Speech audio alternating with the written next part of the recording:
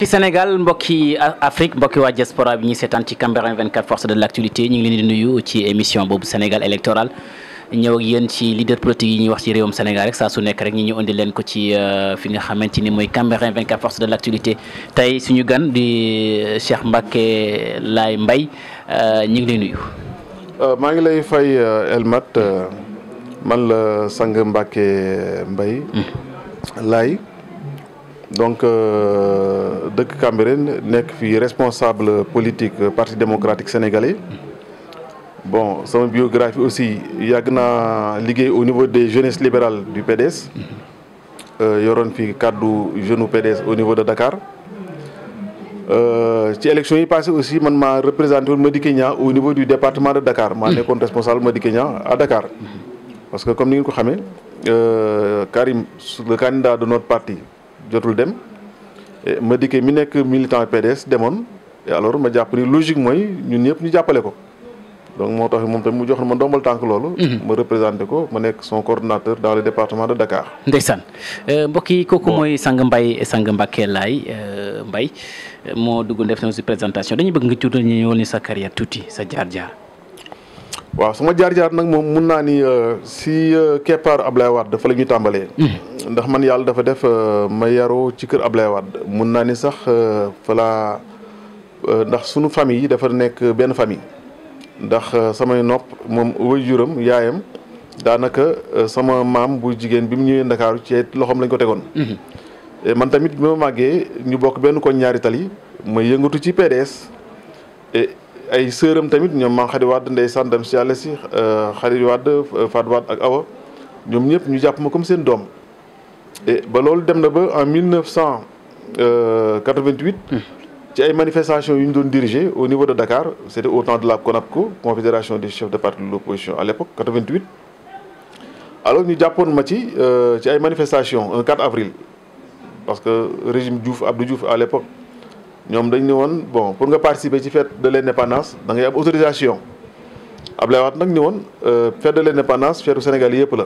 ñun tam en tant que militant du PDS ñu suivre mot d'ordre en tant que Sénégalais ñu dem fa donc pour assister. ma bokkoon si ñi jàppoon ñu tëddoon 100 mètres également 7 mois de prison. waaw 7 mois yi aussi amal na njëriñ Sénégal ndaxte dafa tombé woon aussi ak bi ñu jàppee ñooñu doon wax les rebelles Casamance. et man mun naa ni négociation yi doxoon diggante rebelle ñooñu ñu jàppoon ci prison bi ak Ablaye Wade man j'étais à la base de ces négociations là ndaxte sama fréquentation ak ñoom Anceline Diabone et cetera Anceline nekkoon na par exemple 8 fois champion du Sénégal en judo 3 fois champion d'Afrique en judo 2 fois vice-champion olympique en judo te chef de l'État musu ko décoré. juste parce que militant du PDS la. donc on s'est rendu compte que ñu bëri ñu doon wax ay rebelles Casamance doo leen jàpp c'était des militants du PDS donc man bi ma amee conscience ci loolu bi ma génnee ma gis Ablaye Wade wax ko loolu. alors donc looloo taxoon moom pour mu négocier ak Abdou Diouf mu ne à la condition muy nañ libérer tous les détenus Casamance ba Abdou Diouf accepté ko loolu ñu libérer tous les détenus Casamance en 88. négociations yi man j'étais à la base de ces négociations là bon donc loolu sama parcours politique la. ndeysaan.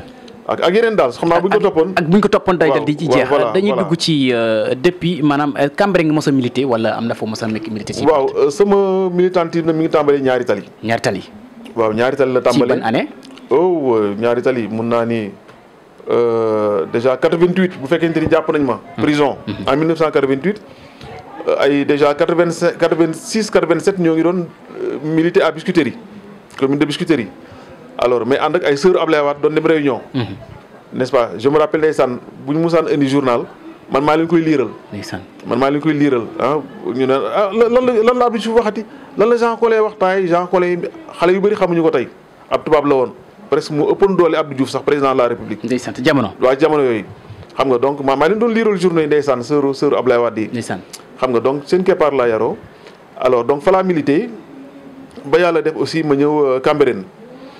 alors bi ma ñëwee Cambérène aussi ma continuer di militer PDS. ñu nekk ci di liggéey. bon am na aussi ay période ma ànd ak Macky Sall mooy élection 2009 parce que man dama bokkoon ci ñi gisoon ni PDS tànk yi mu tegu il faut que ñu aviser Ablaye Wade pour ñu dellu ginnaaw ndax buñ ci delluwul gannaaw defet moo ci topp man bokkoon naa ñi ma jàppoon ni bu ñu jógee ànd ak opposition à l'époque ci élection locale yi et donc dynamique ba PDS nekkoon danañ ko soppi mais malheureusement xam nguur gi nar a daanu moom loo ko attire attention du ci bàyyi xel alors du ci bàyyi xel donc en 2009 bon j'étais avec la coalition Dekkal Ngor à l'époque bon li ko warlu aussi mooy que xamoon naa sama représentativité au niveau de Biscuiterie yi alors que Doudou Wade bi ñu joxoon mu war a tànn mu war a defar la liste du PDS xamoon naa ni man ak moom bokkuñu sensibilité et comme que moom lañu jox ndombal tànk li ci direction du parti pour mu tànn man ma dem ànd ak opposition alors bi ma ànd ak opposition man ma gagné ndaxte nekkoon naa conseil municipal te moom nekkul conseil municipal moom Doudou Wade alors donc bi ñu gagné aussi ma dellusiwaat sama parti PDS alors ba noonu laa ñëwee fii Cambérène aussi ñuy milité bi ñu delloo opposition aussi gestion parti bi ak agression régime bi. métti na métti boo xamante ni pratiquement mun nañu tey jii PDS parti bu jege sukuraat la gën a nuru. que parti buy dund. ba looloo tax bon fii comme feneen na. le PDS ne vit plus. le PDS ne vit plus dañu gis ne Cheikh Mbacké mbokk yi moom lañu nekk fi nga xamante ne Cambérène 24 force de l'actualité ci émission Sénégal électoral Sang Mbacké ba tax ne dañuy laajte lan moo la waraloon nga bàyyi li mel ni PDS dem ci Maître Madické Niang. waaw Karim mooy candidat PDS ci élection yi passé mais ñun ñëpp xamoon nañ wala njortoon nañ ni Macky Sall dana ko galgal ci côté juridique. parce que bi ñu defee parrainage bi Karim am na parrainage bu normal comme Khalifa Sall rek mais xamoon nañ ni ñoom danañu teg ay galgal pour taafantaloo ñàkk ses droits civiques pour mën ko empêcher mu dem élection. ba looloo taxoon ñun suñu position ma doon stratégiquement dañu waroon am un plan B ndax aussi politique dafay ànd ak intelligence. et ña doon wax naan amuñu plan B amuñu plan C tey jii ba ñu gàllankooree plan A bi le résultat mooy PDS amul woon candidat finalement l'intelligence aurait voulu que ñu ànd ak Madické Niang jàppale ko ndax tey PDS ñi demoon ànd ak Idrissa Seck tey ils l'ont regretté. parce que Idi mujj na ànd ak Macky Sall. et àndoon ak Madické moo doon la raison moo doon la logique. et tey jii malheureusement l'histoire nous a donné raison.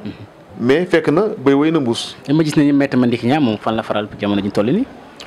waaw Madické moom sëñ Mountakha yàlla na ko fi yàlla bàyyi yokk wéram. amiin moom moo ko jox ndigal ni ko daal cofeel gi mu am ci moom ak coonoy politique vraiment daal cofeel googu mayu ko mu koy xool muy sonn ci politique. waaw mu bëggoon daal mu ñëw ci wetam. dëgg la waaw moom it ku ko xam-xam ni taalibe la.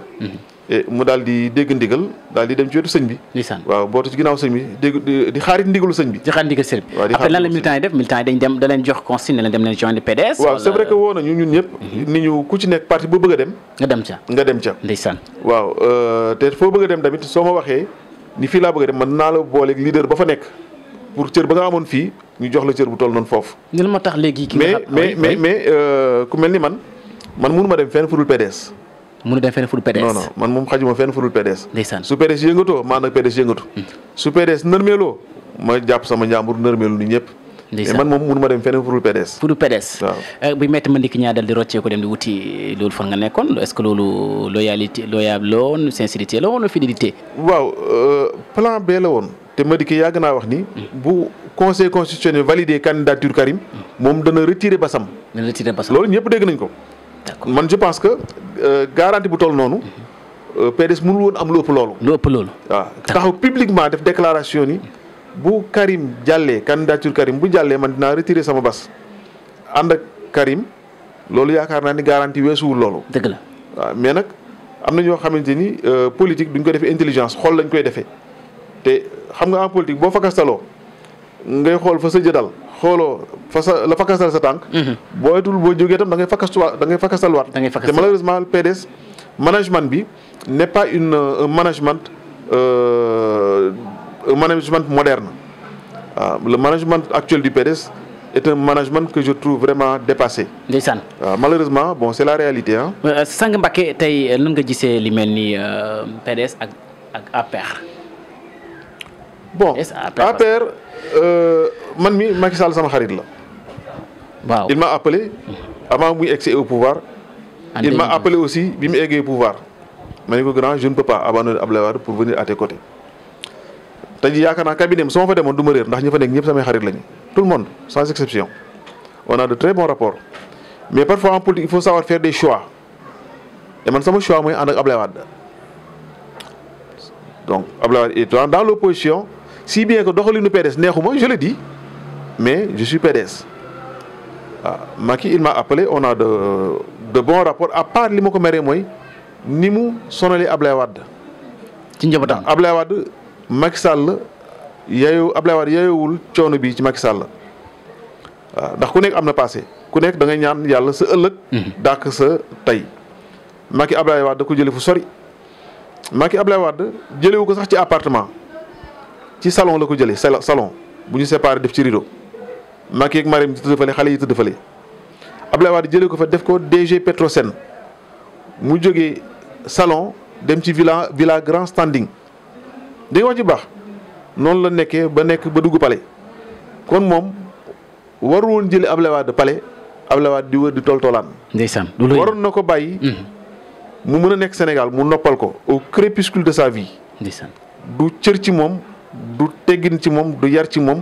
du it lu rafet ci moom. te doxalinam ak Abdoulaye Wade.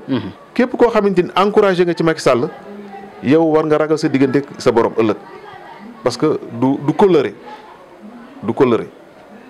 waaw du kóllëre quoi. du kóllëre. tey gis nañ ne ki mel ni Idrissa Seck dem na joindre li mel ni coalition Benno Bokk Yaakaar parti bi léegi Macky Sall léegi nax saay nal PDS amatul valeur PDS dem na ba benn jamono fi ñu toll nii parti ndaw yi sax dañ koy woo naka kaay ñi def coalition d'ailleurs dañ ci dugg ci séparation bi nga xamante ni opposition bi daal dina ko éclaté lay wax ci loolu. waaw bon Idrissa peut-être xam nga aussi en politique. am na choix yoo xamante ne da koy analyser. xëy na le choix qu'il a fait de rejoindre le camp de Macky Sall il s'est dit que vu son âge sama xalaat nag laay waxee. su continuer nekk ci opposition di xeex et est-ce que moom dana amaat chance nekk président vu xale yi commencé génn donc xëy na mu ne naa dem jëm cee bokk am au moins as tuut moo gën may sacrifier sama carrière politique comme ça. sama xalaatu bopp alors maintenant ni PDS ni ñu fragiliser PDS ba muy ànd langoog ay coalition comme ni nga ko waxee loolu aussi c'est à déplorer.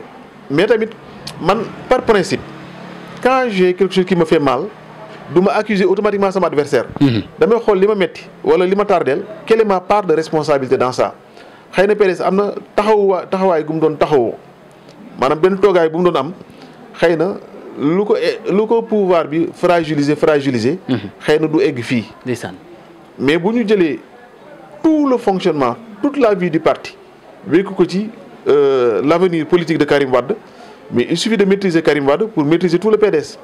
La stratégie aurait voulu qu'on se batte pour la libération de Karim, mais également que le PDS continue à mener un combat politique par rapport aux préoccupations des Sénégalais, par rapport à l'avenir du Sénégal, par rapport à beaucoup d'autres points qui intéressent les Sénégalais. Parce que encore une fois de plus, si nous voulons dellusiwaat Sénégal ci nguur gi ngir bilan parce que ñëpp xam nañu PDS bilan baax am na ko ci côté yëpp côté démocratie côté économie et cetera. suñu bëggee ñëwaat ci nguur gi ngir gën a jëmale Sénégal kanam il faut que confiance su Sénégal yi la ñu war a mën a mériter mais pas uniquement la sympathie de Karim Wade. Et Karim n'est pas le seul responsable ou militant qui a des compétences, qui a des capacités managériales dans le PDS. Il y en a d'autres. Donc on aurait pu mener son combat, mais également faire vivre le PDS. Et malheureusement, on a flanché sur ce côté-là.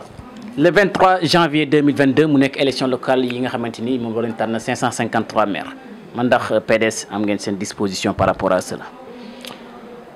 waaw c'est une élection qui est déjà mal partie pour l'opposition. Et malheureusement l'histoire ne nous a pas servi de leçon ndax bu ñu fàttali ko élection municipale yi passé diggante Khalifa Sall ak Abdoulaye Wade. lañ doon wax kan mooy jiite tête de liste bi ba loolu tax ñiy jaar wattu Sénégal ñiy def wattu Sénégal. ñu nekk ñaari liste te ñaari liste yooyu bu ñu bokkoon fépp fu ñu xool seen suffrage ñoom ñaar li ñu am bu ñu leen boole woon ñooy gagné Macky Sall élection législative yi passé dama jum woon municipal législative la woon bi ñu defee wattu Sénégal ak wattu donc seen xàjjalikoo boobu moo rey opposition bi ba léegi. wattu ak manko. waaw ak manko c'est ça. donc bu ñu booloo nekk benn au moins tey jii assemblée opposition ñoo koy moom loolu waroon na leen servir de leçon pour que élection yi ñu jëm nii ñuy jéem a fexe ba nekkaat benn.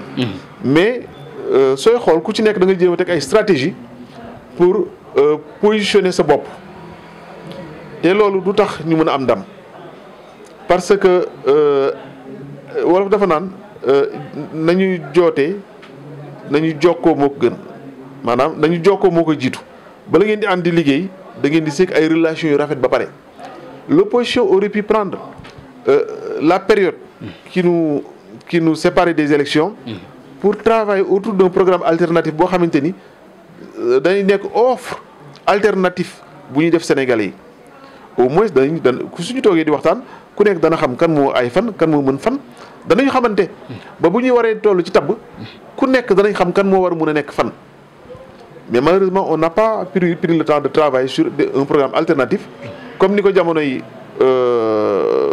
kii defee comment ça s'appelle Benno bañ ko defee ci assise nationale ñoom lañu jël def ko programme continuer di travailler ñoom au moins ils ont su tisser n'est-ce pas des relations de confiance entre ñoom ba looloo tax ñu mënoon ànd nekk benn opposition nag malheureusement ils n'ont pas su tisser ces relations de confiance entre ñun donc on est parti pour à la veille des élections ku nekk xàjjaloowaat dem sa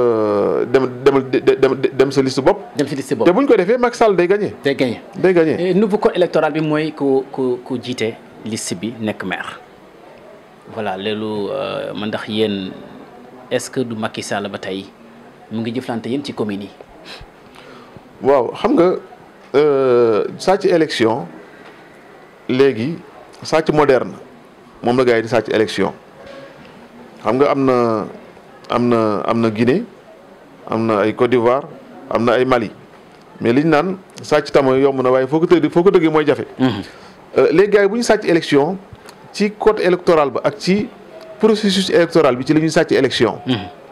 di teg ay lois yoo xamante ni au finish ñoom rek la système bi di favoriser mi mel ni ay lois sur le parrainage et cetera xam nga ak affaire inscription yi dem na ba jàll xale yu bëri yëguñu ni inscription am na révision bi war na am 1 mois la waroon durer mais gis ngeen 3 jours lay durer les jeunes n'auront pas le temps d'aller pour xool ndax dañ leen bindee baax na am déet et ñoom ils pourront réviser toute leur liste donc sàcc élection bi maintenant du jour vote mais c'est dans le processus que le pouvoir vole les élections alors donc aujourd'hui aussi c'est le même mooy li ma wax rek loolu lépp li koy favoriser mooy ñàkk déggoo opposition bi. ndeysaan waaw ñàkk déggoo opposition bi. tey jàpp nañu ba tey ki nga xamante ni mooy njiitu réew mi di président Macky Sall lu mel ni code pénal et code de procédure pénale muy loi bu jàll ci l'Assemblée nationale ba nit ki bu defee nekk su noonu mën nañ ko juger comme terroriste ñi parewaat mu dal di élaborer li mel ni nouveau code électoral bi est-ce que foogoo ne Macky Sall prépare wut pour un 3e mandat. waaw en fait loolu moom. soo xoolee acte yi président Macky Sall di posé je pense que sa volonté ne fait plus l'ombre d'un doute de briguer un 3e mandat on n'entend pas que mu annoncé ko pour que nit ñi di xam ni effectivement il veut briguer un 3e mandat mais les actes sont tellement éloquents que la suite logique n'est rien d'autre que ça parce que même sans question bi nga posé par rapport ak tête de liste bi ñuy def que mooy war nekk directement yooyu égal bu yëpp dafa nekk ci loo xamante ni maanaam stratégie la pour créer le maximum de listes. parce que bu ñu nekkee dans une localité fu mel ni Cambérène y a de fortes personnalités ku nekk jàpp nga ni man su ma taxawee dëkk bi yëpp votel ma donc kooku day imposer boppam. oui alors que moom dans son parti il a la possibilité dans chaque localité mu désigner kenn donc là c'est une stratégie pour créer le maximum de listes. su ko defee y aura beaucoup de listes et lui sa liste va venir passer directement et liste bu jàllee loolu cela voudrait dire que tam jàllee oui Sénégalais yi jox nañ ko caution. dafay yomb ci élection législative yi. parce que élection présidentielle bi ça sera une élection à 4 tours. 4 tours. 4 tours ça ne sera pas une élection à 2 tours. premier tour élection présidentielle mooy élection locale yi bu Macky Sall bu amee ndam. loolu mooy moom Sénégalais yi d'accord nañu pour que mu nekk mu def troisième mandat. d'accord deuxième tour ba. mooy élection législative ya. bu listam gañewaatee. loolu mooy Sénégalais yi cautionné nañu deuxième fois que mu am un troisième mandat. maintenant le troisième tour nag mooy nekk le premier tour de l'élection présidentielle. dégg nga wax ci baax. bu baax a baax. waaw et le quatrième tour. mooy le dernier tour mooy le deuxième tour de l'élection présidentielle. mu koy def déclaration. maintenant loolu lépp nag moom en fin stratégie je le connais ah.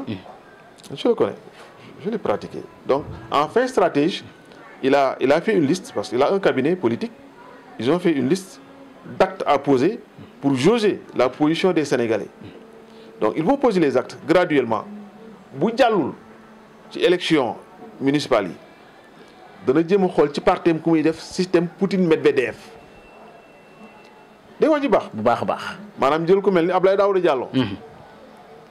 waaw c'est pas par hasard que ma choisir le nom Abdoulaye Daouda Diallo. waaw jël ko parce que encore une fois c'est pas la personne qui gagne les élections mais c'est le système de fraude instauré par le régime en place. qui fait gagner le candidat du système. ndax gis nañu élection municipale et législative yi passé Abdoulaye Boun Dionne kenn xamu ko woon. mais bi ko système Macky Sall bi jàppale dafa gagné ñoom Abdoulaye Wade. donc ce n'est pas l'homme qui est important mais c'est le système. donc le système de fraude bi nga xamante ni actuellement ni le régime. construire nañ ko ku ñu teg kooku mën na jàll. Macky su gisee donc les Sénégalais ak événement Adji Sarr yi fi weesu ak yëngatu yi fi am. ak fi ko nit ñi di xaar bu gisee ni Sénégalais yi voté luñ ko ci élection locale yi. dana mun a am il aura encore le temps de reculer pour mieux sauter et en reculant il y a l'hypothèse d'un plan B système Poutine Medvedev ñu dem élection législative parce que législative du Macky Sall mooy jiite tête de liste bi kooku moo koy jiite bu ñàkkee élection locale yi il va restructurer son parti génne un dauphin nommer un premier ministre pour ñëpp gis ni kii moo ko nar remplacer pour avoir encore le parti autour de lui mais yooyu yëpp ay stratégie la yoo xamante ni bon là ce sont les cabinets des grands stratégistes politiques qui travaillent sur ces axes-là. Voilà. Ay quelques minutes modestes pour la fin ñëw ci élection locale ci commune de Cambérène bëri na ay candidats man ndax Sanga Mbacké xanaa doo bokkoo ci candidature. waaw man nag bon politique dama ko xaw a ragal instant bi da nga ko ragal. dama ko ragal ñemetuma ko. lu tax. waaw parce que en fait toll naa foo xamante ni. lu ma jigéele sama borom mu ma gënal lu ma jigéele Sénégal doomu aadama yi te gis naa ni politique am na ñaar yoo xamante ni il faut nga wax lu bon ci nit wala nga jëf lu bon ci nit pour mën a jàll.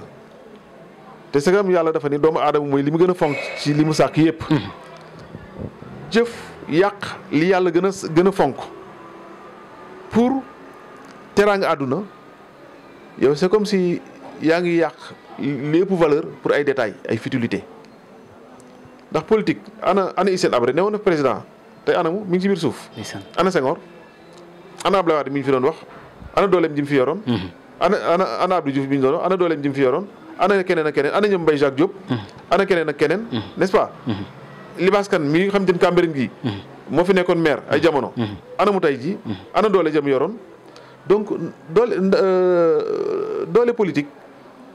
ku mu tiital ba tax nga def ci loo xamante ni da lay yàq sa diggante ak sa borom. def nga erreur.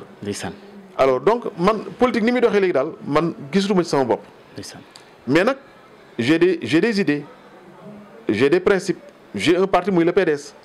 il est vrai que comme ni ma ko waxee tout de suite doxalinu PDS gisuma ci sama bopp mais génnuma fa laa bokk parce que organisé wul amul programme d'activité amul vision amul ay proposition permettre tout militants yi ñu am épanouissement intellectuel dans le parti ñu di daje di xalaat di génne seen xalaat di ko teg xalaat di séduire sénégalais yi mën ñoo fekk si amatu fi est-ce que vous voyez très bien tey jii le débat politique dañ naan ay Sonko ay Bougane Gueye mais on ne parle plus du PDS pourquoi parce que on s'est focalisé sur Karim n'est pas là mais prenons quelqu'un d'autre xam nga y a des leaders qui sont là faisons la promotion des jeunes xam naa sax ñuy dégg bu ñu fa waxee bu may déggee nañ fa ay Bara Gaye lay xalaat wala dara.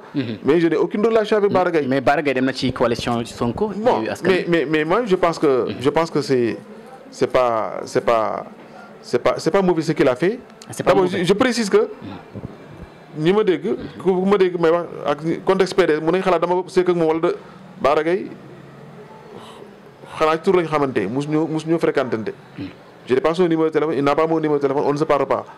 On ne s'est jamais rencontré ni dans aucune réunion. On ne se connaît que comme ça. Est-ce que moom sax xam na ma? Je me demande bien. Alors donc je me dis que mais ni mu doxalee man contre ma ko parce que en politique bu ñu la naree rey la logique veut que nga faire valoir sa valeur maanaam sa valeur nga génne ko parce que tey jii soo xoolee man sama impression mooy dañu ko bëgg a nëpp dañu ko bëgg a asphyxier dans le parti. comprends wax ci baax. bu baax a baax parce que am na une certaine notoriété te jàpp nañu xëy na peut-être soo amee doole mën na gêner Karim Wade donc ñu ne dañ ko nëpp. alors moom aussi comme man xëy na bëggul génn PDS sama xalaat nag laay waxee te maireem am na bilan boo xamante ni tey bu ñu demoon élection suba day gagné donc mu dem dans une autre liste. gagné waat maireem toujours toog PDS day tax waa PDS su dee ay nit la ñuy xalaat ñu xam ni kii il a réussi à devenir maire sans nous ñu jox ko cëram jox ko gëddëm pour man stratégie boobu lay doxee lay doxal. lay doxee sama xalaat nag laa waxee. sa xalaat ngay waxee sama xalaat nag laa waxee sa kàddu gu mujj. maintenant ci Cambérène. alors Cambérène nekk na localité boo xamante ni dafa am particularité ndax c'est une cité religieuse bu ñu war a xam mais tamit les chefs religieux de Cambérène su ma sañoon ñu am taxawaay bu ñu taxawee boo xamante ni taalibe yi danañ leen mën a jox seen gëdd ba mu doy taalibe yi dañ leen mën a jox seen gëdd ba mu doy et dégg naa nag ay candidatures yu bëree ñuy wax bon man sama position daal mooy man su ma sañoon régime bi maanaam APR du ñoom ñooy diriger waat Cambérène su ma sañoon opposition mooy diriger Cambérène. loolu leer na. waaw loolu mooy sama bëgg-bëgg. mais nag du ma jël sama effort di ko def dem campagne di politique. ci loo xamante ni wóor na man dañuy daanu. donc bu ñu boolewul nekk benn. man sama kër gi laay toog jour vote ma dem ku ma neex ma woteel la. ku neex nga woteel waaw. sa kaddu gu mujj ci Sénégal électoral. waaw donc ma leen di remercier Cambérène 24 TV. di la remercier yow Elmat ku xam sa parcours démb gis la ba tey fi nga jaar. dëgg la muy ngay ko bëgg communication ngay ko am une passion de Cambérène. Cambérène mooy sa passion. te bi nga doon jàppale xale yu ndaw yi ci école yi. kër gu nekk nga fexe ba jël fi benn xale bu ndaw di ko jàngal ay cours du soir gratuitement n'est-ce pas loolu da nga ko def pour jàppale population bi te boobu amoo séntu ci woon dërëm. tey jii def nga ay forum yoo xamante ni tey jii waa Cambérène yëpp sur WhatsApp danañ dimbali di waxtaan lu fi xew ñëpp waxtaanee ko. loolu amul ku ko réussir fii Cambérène yow yaa ko réussir. donc tey jii nga dem ba cette télé là vraiment taxaw donc dañuy sant yàlla. gërëm yàlla. jërëjëf mais tamit di la remercier ci sa engagement et sa passion bi nga am ci Cambérène. dëgg la alors Cambérène nag dafa nekk une cité boo xam ni ñun dañ koy ndamoo man boog dama koy ndamoo parce que foo xam ne man dama jàpp ni fu yàlla tuddoon ci alxuraan ñun ñu dem ba tey jii ñun ñu fay yeewoo. kon ñun foofa daf ñoo war a gënal feneen fu ne. dëgg la. waaw ndax Cambérène du neen ndaxte ci aaya ya neew nañ Isaa bu ñëwaatee Médine lañ koy denc. dëgg la aaya la boo xam ne alayhi salaatu wasalaam yonent bi moo ko wax. Seydina Limaam ñëwaat fii ñun ñu gëm ne mooy bàyyi lay alayhi salaatu wasalaam mooy Muhammad Rasulullahi sallallahu taala alayhi wa sallam. mu tuddee fii kem Médine comme Médine ni démb Isaa ñëw ñu denc ko Médine naka yonent bi alayhi salaatu wasalaam waxe woon démb. kon fii dëkk la boo xamante ni dëkk bu tedd la dëkk bu bokk ci pays ci pays yu mag ya la. dëgg la ba tax na nit nag boo yoree lu kenn amul te xamoo valeur am da nga koy ñàkkal fayda. donc nekk na daal dëkk boo xamante ni su ma ci wax sax du ma gaaw a pare mais c'est une localité qui m'est très chère. boo xam ne su ma sax nit ñi xam mooy fan mooy lan ñu jox ko gëddam. maa ngi ñaan yàlla. Cambérène nekk ci dëkk yi nga xamante ni mooy dëkk yi gën a féete kaw ci àdduna. mooy sama kàddu gu mujj. merci beaucoup mbokki Sénégal électoral moo dalaloon ki nga xamante ni moom mooy Sang Mbacké mbokk yi mu nekk un grand politicien responsable politique bu fidèle ci parti démocrate sénégalais nekk fi nga xamante ni mooy Cambérène dégg ngeen jaaram bi en exclusivité ni mu ko waxee fii ñëw la nag benn sortie bu njëkk la day xool comme maître am ki nga xamante mooy maître Abdoulaye Wade nu doon politiquer noonu lay politiquer bàyyiwul politique mu ngi xool parce que dafa jaxasoo réew mi jaxasoo na ba tax ne joxe ne xalaatam bi nga xamante mooy local bi mu nekk mi Cambérène joxe ne lancé na message ci chefs religieux yi ñi dal di wax situation bi su ko dal di defee bu fekkee ne opposition bi jiitu wuñ maire Cambérène moom mu dal jël leer na ko jël kàttam dal di ko yóbbu mbokk yi foofu la xewee ci Cambérène 24 maa ngi gërëm sama yaay juma toog ak moom ni moo ñu dalal ak ay doomam ay sëtam ñoo toog ni ci fii mooy kër Cheikh Mbacké booy ñëwee bi nga xamante ni mbokk yi mooy Tali Ndiaga Mbaye boobu nga xamante inondation yi bëri foofu lay xewee foofu la dëkk et foog naa ne nag balay 2022 dañ di régler situation bi le plus rapidement possible merci beaucoup technique bi Paradise merci beaucoup jërëjëf à la prochaine